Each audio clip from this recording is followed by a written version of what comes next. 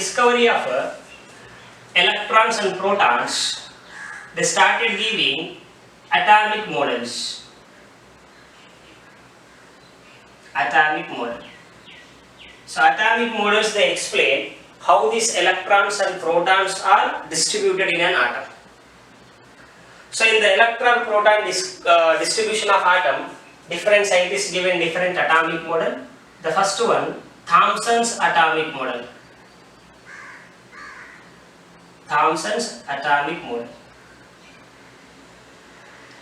So in Thomson atomic model, the important points are: number one, he says atom is in spherical shape. Remember, for Thomson atomic model, he has no evidence. No evidences are there, just he assumed and predicted the atomic model. Okay, so atom is in spherical shape, number one. Number two, protons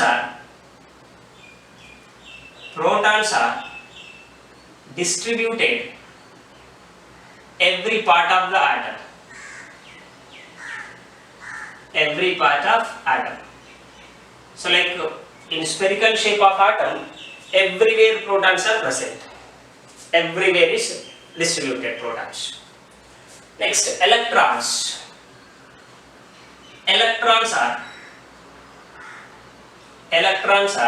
embedded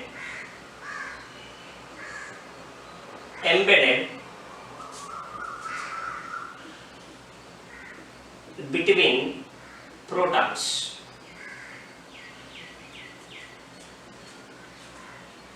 Electrons are embedded between protons. Simple. If this fingers you consider as a proton, electron is embedded between the proton. It matters. Its example I can say like, if this is spherical shape of atom, everywhere we have the proton. Everywhere we have a proton. In between electrons are present. Now this white part you can consider as a proton, and this is electron. Electrons are embedded between the protons. Like simple manner, he can call his atomic model like watermelon atomic model. In watermelon atomic model, the black seeds he considered as an electron, and the red color part will be red flesh will be considered as a proton. How the seeds are embedded between the red part of the watermelon, the same way electrons are embedded between the proton in a spherical shape of atom.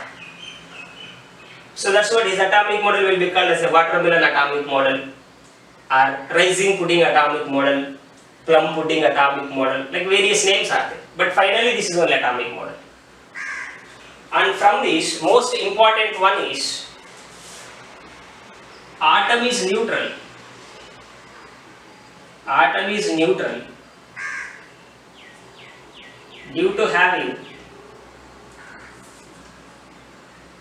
equal number of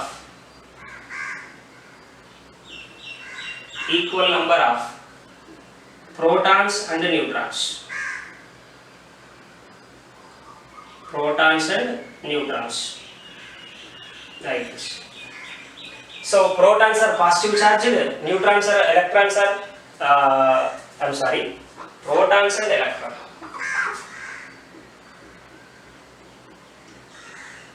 So protons are positive charged, electrons are negative charged, then they are present equal number.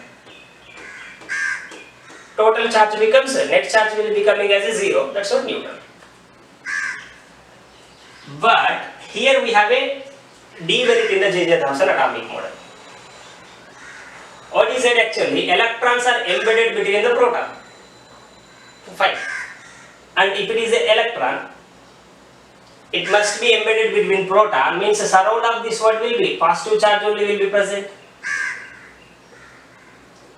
If positive charge is present, we know that positive will get repelled. When positive is getting repelled, atom should destroy. Look at here, when electrons are embedded between proton, all protons are coming at adjacent point. When all the protons are coming at adjacent point, they should repel each other. When they repel each other, atom should not maintain the stability, atom should destroy.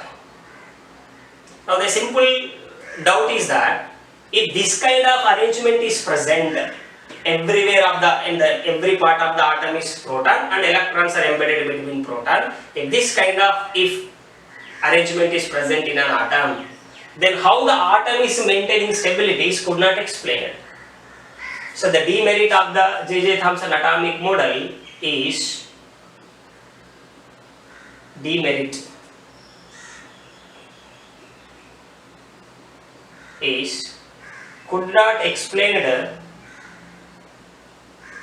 could not explain the stability of atom. Could not explain the stability of atom. This is J.J. Thomson's atomic model. After this J.J. Thomson atomic model, one of his research student, Rutherford, he has come with a better atomic model than the J.J. Thomson's. So now we discuss about Rutherford's atomic